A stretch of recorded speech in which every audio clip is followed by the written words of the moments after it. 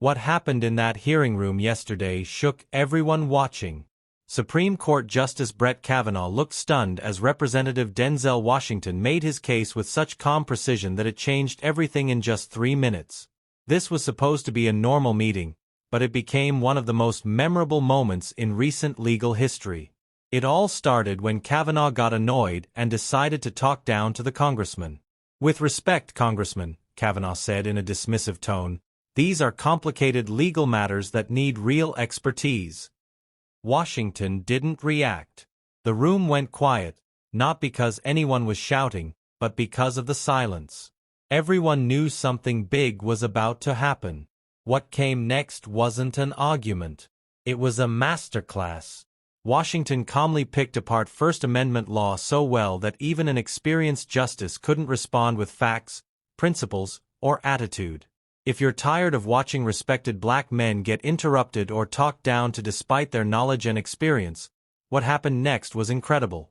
Hit that like button and subscribe because what Washington said next didn't just leave Kavanaugh speechless. It exposed serious problems in how the court handles constitutional law that people will debate for years. To understand why this moment hit so hard, you need to know who these two men are. Justice Brett Kavanaugh is 59 and has been on the Supreme Court since 2018. He went to Yale and worked his way up through the courts. He presents himself as someone who follows the Constitution exactly as written, like Justice Scalia did. He's strong on presidential powers and religious freedom, and lately he's been protecting free speech rights. He often talks about staying above politics, even though his decisions often split along party lines. The hearing was about how the court handles First Amendment cases, things like protest rights, campaign money, and religious expression. It wasn't supposed to be dramatic, but critics have noticed something troubling. The court seems to apply the same rules differently depending on who's speaking and what they're saying. That's where Denzel Washington comes in. He's in his second term representing California's 43rd District. Washington didn't come to Congress for attention. He came from actual courtrooms. He's a civil rights lawyer who stood up to corrupt police unions, defended protesters in Ferguson, and argued voting rights cases in tough courts. Unlike most committee members, Washington doesn't need staff to feed him legal cases. He knows them himself. What nobody knew until he spoke was that Washington had spent 6 months quietly studying the Supreme Court's First Amendment decisions from the past 5 years. Working with legal scholars from Yale, Stanford, and Howard, he had found a pattern of unfair treatment that nobody had dared to confront directly. Until now. The hearing was always going to get attention because it's rare for sitting justices to appear before Congress. But with public trust in the court dropping and ethics questions growing, Kavanaugh and 2 other justices reluctantly agreed to show up. What they didn't plan for was that one man's 5 minutes would make history. The House committee hearing room was packed. The overflow room buzzed with people watching live streams. The atmosphere was formal until it wasn't. Kavanaugh had just finished answering easy questions from several committee members. The chairman looked at his list and said, "The gentleman from California, Mr. Washington, is recognized for 5 minutes." Kavanaugh settled in like he expected another polite exchange. But Washington didn't do polite just for show. He adjusted his suit jacket, slow and precise. The Constitution pin on his lapel caught the light. He flipped through a black binder, placed it on the table carefully, then looked up with calm, steady eyes. "Thank you, Mr. Chairman," he said in a measured, deep voice. "Justice Kavanaugh, I appreciate you being here today." The justice nodded, thinking this would be routine. "I want to focus on something you've emphasized in your opinions, being consistent with the Constitution. In your opinion in Americans for Prosperity versus Bonta, you wrote, 'Being consistent when interpreting the Constitution is essential to the rule of law.' Do you still believe that today?" Kavanaugh nodded. "Yes, Congressman. Applying constitutional principles consistently is fundamental to the court's credibility and the rule of law." "I couldn't agree more," Washington said, with an edge beneath his courtesy. "So let's walk through that together." He opened his binder to the first tab. In Bonta, the case was about requiring charitable donors to reveal their names. You joined an opinion that said even a small burden on the right to associate was enough to trigger the strictest legal review. Yet in McKesson v. Doe, a protest case, the court allowed a protest organizer to potentially be held responsible for what others did under a much lower standard. Help me understand what constitutional principle justifies treating the same First Amendment rights so differently. Kavanaugh blinked. Those are very different First Amendment situations, he said, trying to find his footing. Donor privacy involves association rights in a different way from. Washington leaned in slightly, not aggressively but precisely. But Justice, he said coolly, both cases involve freedom of association. In Bonta, the burden was sharing information with regulators who promised to keep it private. In McKesson, the burden was the threat of financial ruin for leading a protest where someone else broke a window. Why does the first case get strict review and the second gets left to struggle? The room went still.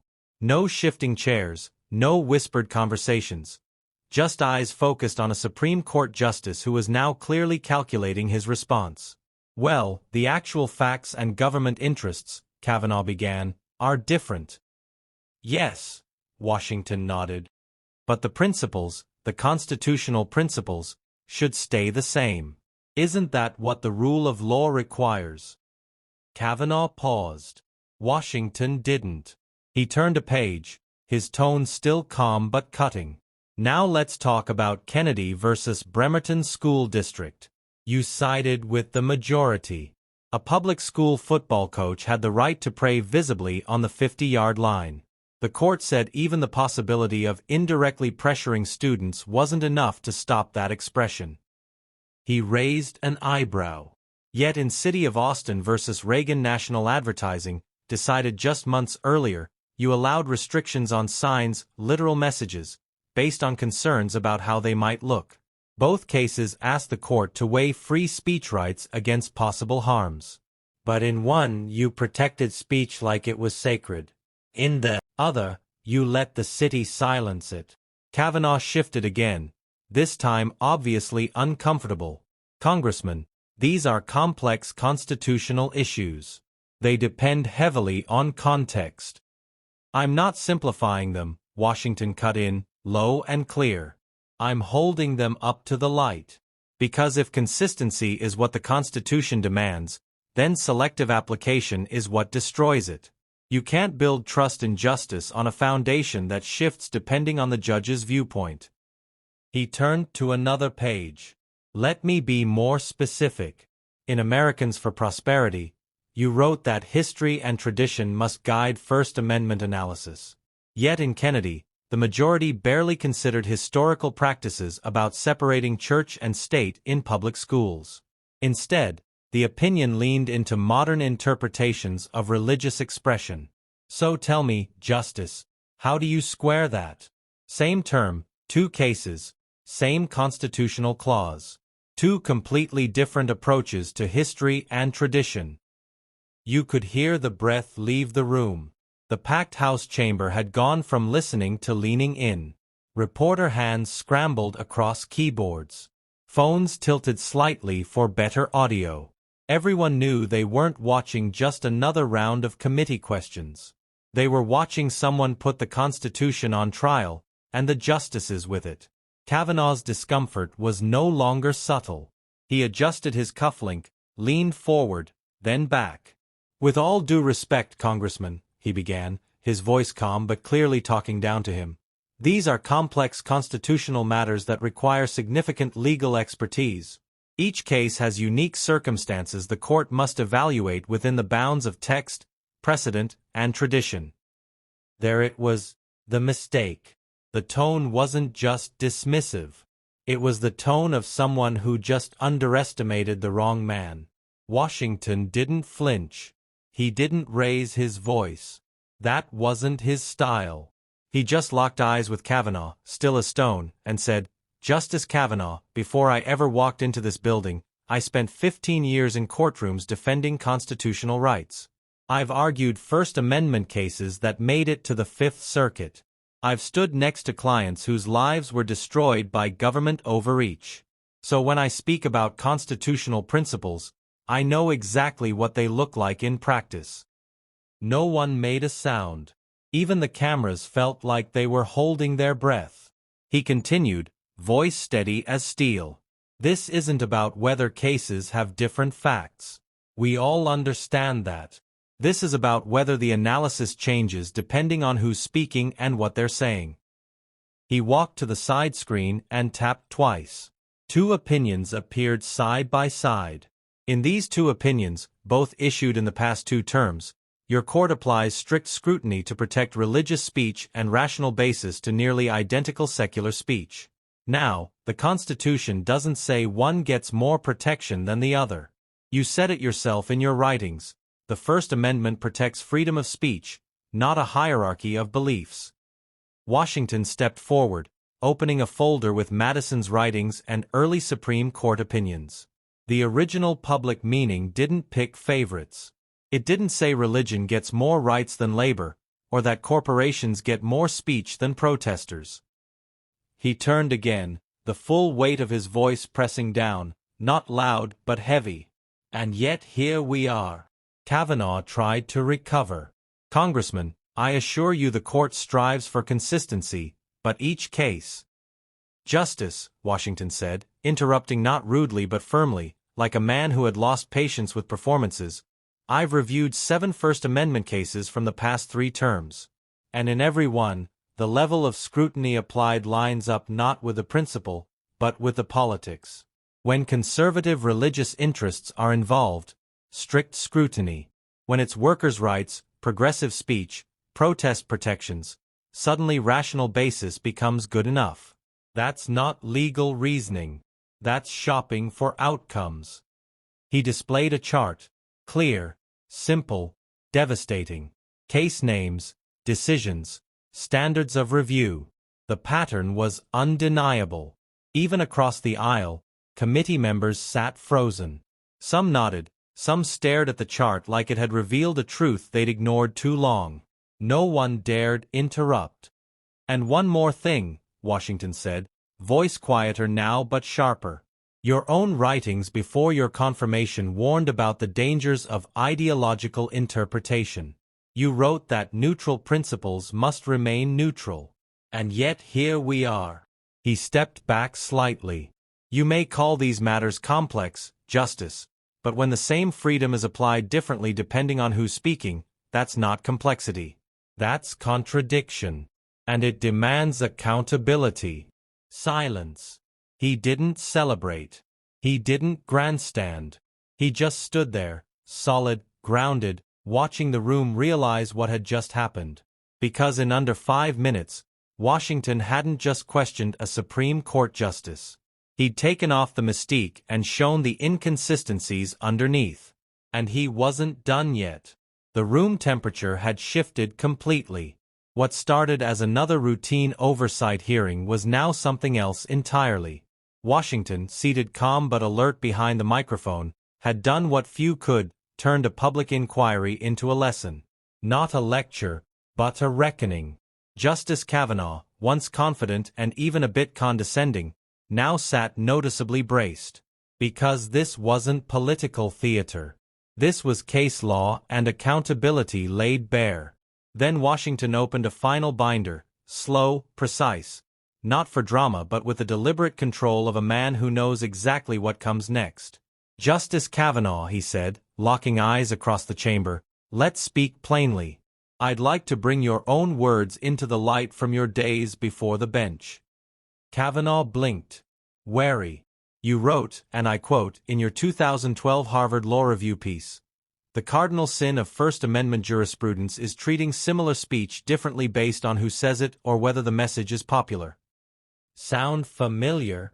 Kavanaugh sat up. I'm familiar with my article, Congressman.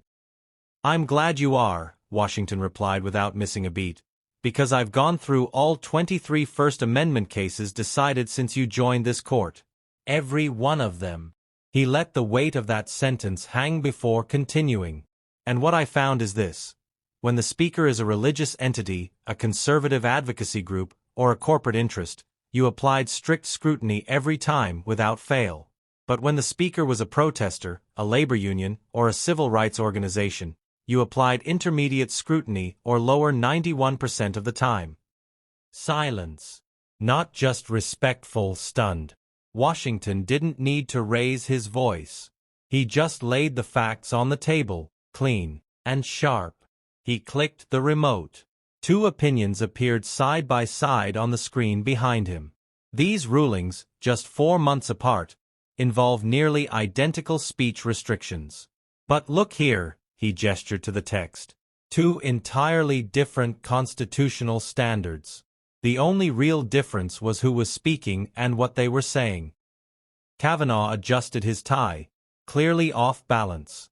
Congressman, the court considers specific facts. Each case presents unique context. Different facts? Yes. Washington nodded. But same principles, Justice. Or at least they're supposed to be.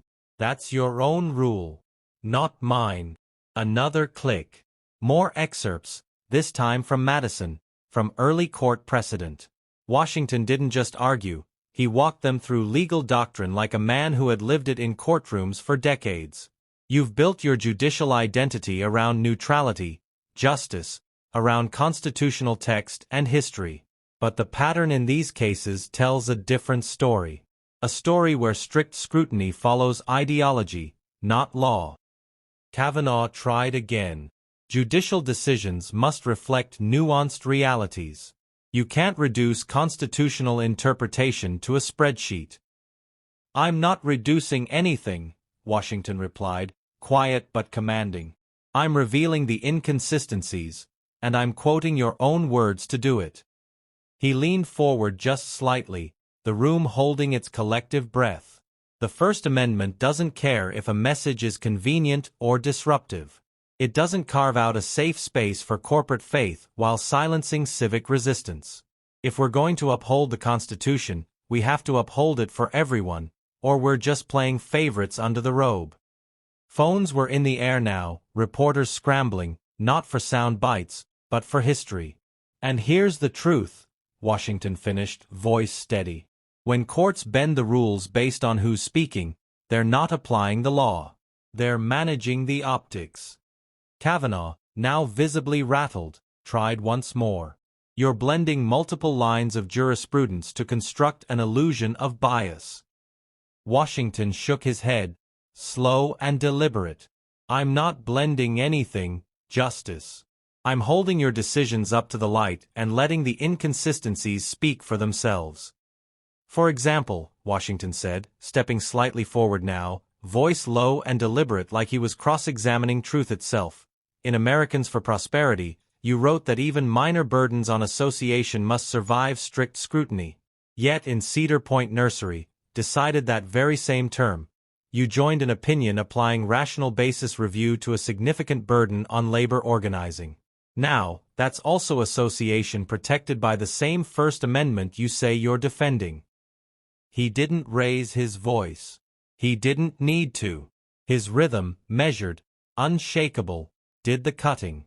Then, with the same precision he brought to courtroom cross-examinations, Washington turned to another document. And let's talk about history and tradition. In Kennedy, you joined an opinion that nearly ignored the long-standing tradition of limiting school officials' religious expression. But in Bonta, you emphasized historical practice as determining. So which is it, Justice? Does history matter, or doesn't it? Or does it just depend on who's praying? The committee chair glanced at the clock, tapping his pen lightly, a subtle signal that time was almost up. Washington caught the cue, gave a single nod, and returned his full focus to Kavanaugh. And that's when the air thickened again. Justice Kavanaugh, he said, lowering his tone like a final statement before a verdict, I respect the institution. I respect the robe. What I'm questioning is what that robe protects. And who? Because when this court applies strict scrutiny to speech it favors and turns a blind eye to speech it doesn't, you don't just shake faith in rulings, you shake faith in justice. Kavanaugh didn't move. His silence wasn't dignified. It was stuck. The greatest threat to First Amendment freedoms, Washington said, eyes locked in, isn't some government restriction. It's the growing belief that constitutional protection depends on who you are and what you're saying. Not the law, not the precedent, but the profile. And that was it. The drop-a-pin moment. No grandstanding, no applause line. Just truth hitting bone. The murmurs came like thunder after lightning. Several committee members, not just allies, nodded slowly. Even Republican members who had entered the room ready to fight were leaning in, not blinking. Not because they agreed with Washington politically, but because what they had just seen wasn't political. It was surgical, unflinching. Kavanaugh sat stunned, hands on the table, face unreadable. The sharp shine of his judicial armor dulled by the weight of his own record being read back to him like scripture out of tune. One senior Republican congressman leaned over to his Democratic colleague and muttered, "I don't agree with his politics, but that right there, that was a damn masterclass." Chairman Jordan, reading the room and the history unfolding inside it, cleared his throat and said, "The gentleman's time has expired, but the witness may respond." Kavanaugh, finally collecting himself, replied, "The court strives to apply constitutional principles consistently across cases. What may appear to be inconsistencies often reflect the complexity of our precedents and the unique facts in each scenario. I appreciate the congressman's preparation and perspective." But his response didn't land because he didn't respond to a single specific contradiction. Not one.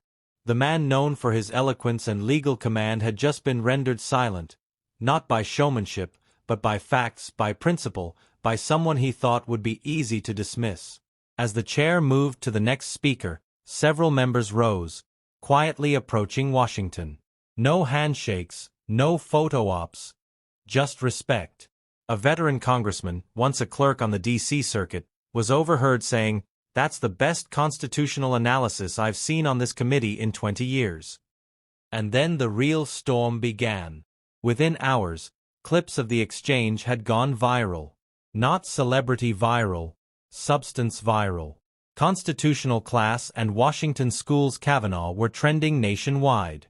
Over 30 million views in under 24 hours. Harvard law professor Lawrence Tribe tweeted, "In 50 years of studying constitutional law, I've rarely seen a Supreme Court justice so thoroughly and respectfully challenged on the integrity of his jurisprudence. Washington exposed contradictions legal scholars have long whispered about. Even conservative voices couldn't ignore it." Former federal judge J. Michael Luttig posted, "While I support many of the court's recent First Amendment decisions, Congressman Washington raises legitimate questions about principled consistency. His analysis is substantive, serious, and demands real engagement from the judiciary." By evening, major news outlets had moved beyond covering the moment to unpacking the doctrine. It wasn't just about Washington. It was about what he said and what it revealed. The inconsistencies, the ideological tilts, the crisis of credibility brewing in the nation's highest court. And all of it began with one voice, not shouting, not demanding, just refusing to be silenced. By the next morning, the country wasn't just reacting, it was recalibrating. The New York Times published a front-page piece titled, "A Tale of Two Scrutinies: The Court's Divergent Approach to the First Amendment." The article quoted Washington's hearing exchange extensively, calling it a rare moment of constitutional clarity from a congressional floor. Constitutional scholars across ideological lines began echoing what Washington had laid bare: real inconsistencies. Not rumors, not interpretations, but patterns. CNN convened a panel of First Amendment experts that night. Most weren't shocked by what Washington had exposed. They were shocked someone finally said it. "He didn't posture. He didn't politic," said one prominent conservative legal scholar. "He identified contradictions we've all seen in the case law, but no one's ever brought it to the court's face in session." Within a week, law schools across the country requested permission to use the exchange in their constitutional law courses. Georgetown Law announced a symposium, "Scrutiny and Consistency in First Amendment Jurisprudence," inspired directly by what Washington had surfaced. Yale Law Journal commissioned a special issue examining the scrutiny disparities Washington had mapped out on national television. It was official. The exchange wasn't just news. It was doctrine. And back inside the marble chambers of the court, Justice Kavanaugh wasn't just feeling the heat. He was under review.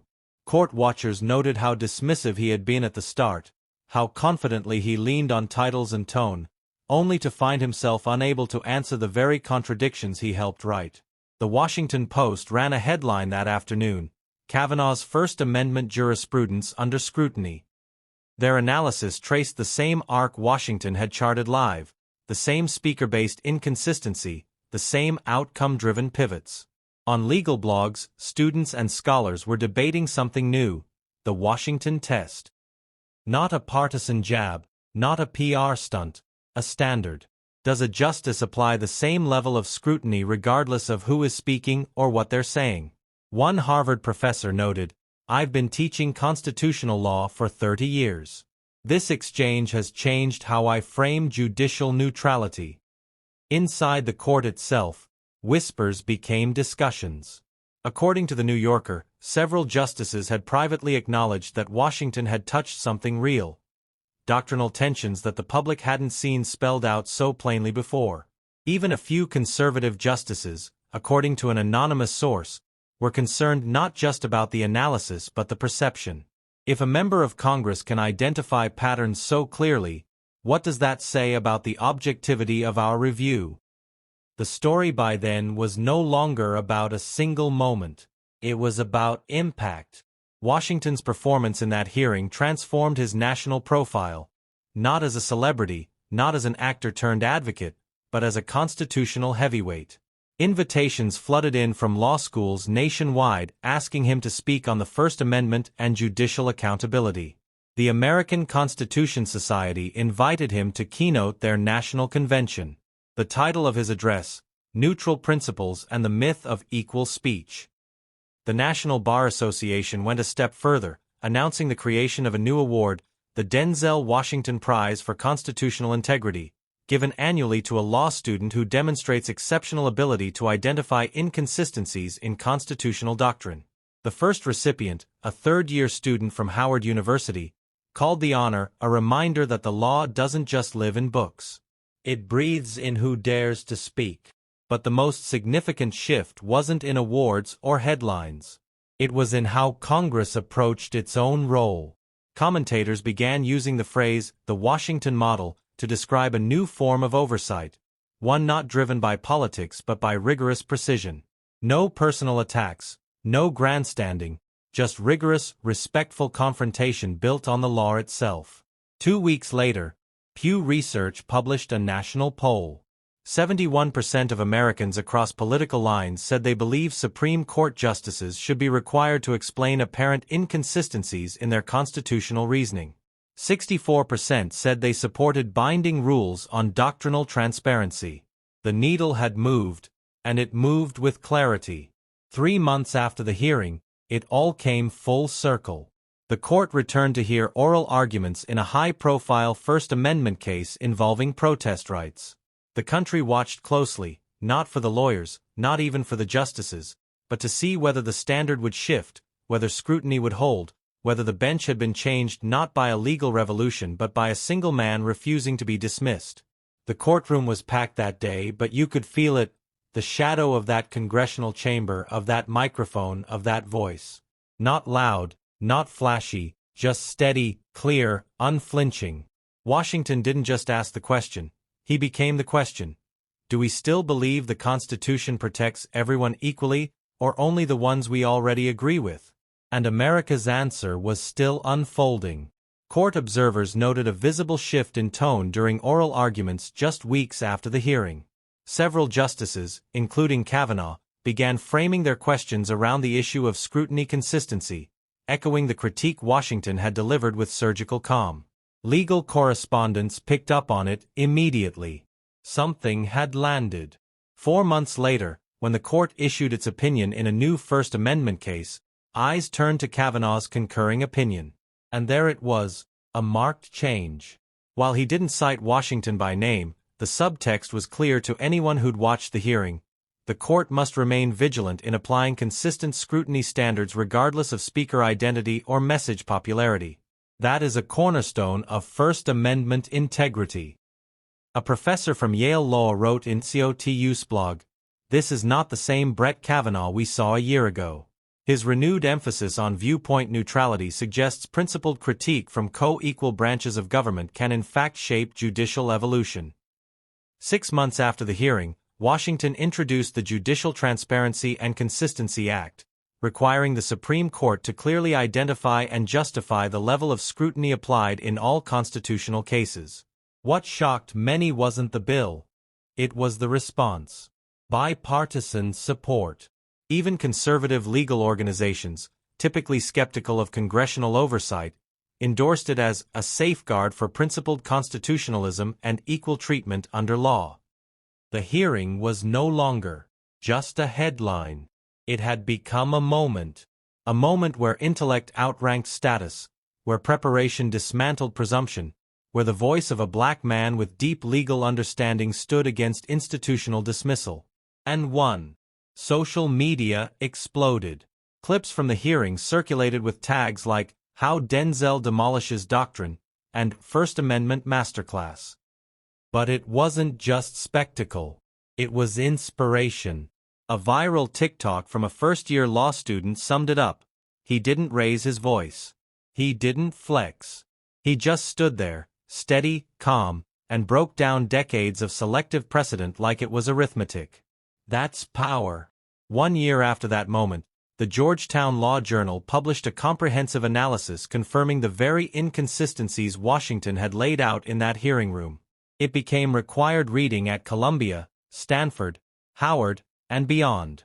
Entire courses on constitutional law opened their First Amendment modules with that exchange.